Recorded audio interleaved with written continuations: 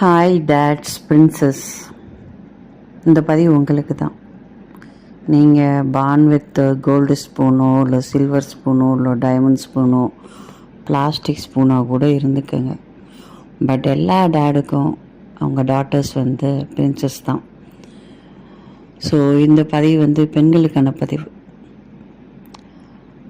நம்ம பிறக்கிறப்ப இல்லை before marriage அவங்களால என்ன முடியுமோ அவங்க தகுதிக்கு மீறி தான் நம்மளுடைய அப்பா அம்மா வளர்ப்பாங்க. நல்ல இடத்துல தான் கல்யாணம் பண்ணி கொடுப்பாங்க. நம்ம வேலை என்ன தெரியுமா?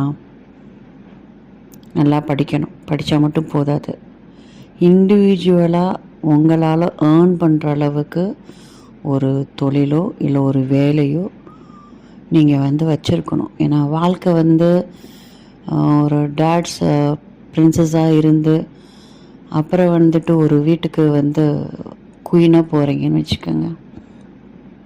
அங்கேயும் நல்லா ஹஸ்பண்ட் அமையலாம். இது எல்லாத்தையும் தாண்டி வாழ்க்கை ஒரு கணக்கு வச்சுருக்கோம். ஏதோ ஒரு மாற்றம் நிகழும், எக்கனாமிக்கலாகவோ எப்படி வேணாலும். எல்லாத்துக்கும் பேஸ் பார்த்திங்கன்னா அந்த பணமாக தான் இருக்கும். அப்போ டேட்ஸ் பிரின்சஸ் அப்படின்னு யாரும் பார்க்க மாட்டாங்க. உங்களுக்கு பணம் இருந்தால் மட்டும்தான் அங்கே மரியாதையே இருக்கும். உங்கள் ஃபேமிலியை ரன் பண்ணுறதுக்கும் சம்டைம்ஸ் எல்லாமே உங்கள் தலையில் விழுகலாம். அந்த பொறுப்பே உங்கள் தலையில் முழுசாக விழுகலாம். அப்போ அந்த குடும்பத்தை இருக்கிறதுக்கான சக்தி உங்கள்கிட்ட இருக்கணும். பெண்ணாலே சக்தி தானே.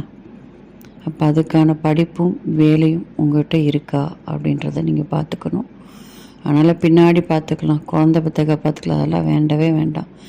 நீங்கள் பிகினிங்லேருந்தே உங்களுக்கான இண்டிவிஜுவாலிட்டி, உங்களுக்கான இன்கம் நீங்கள் வச்சுக்கிறது மட்டும்தான் உங்களுடைய செல்ஃப் ரெஸ்பெக்டை உங்களால் காப்பாற்றிக்க முடியும்.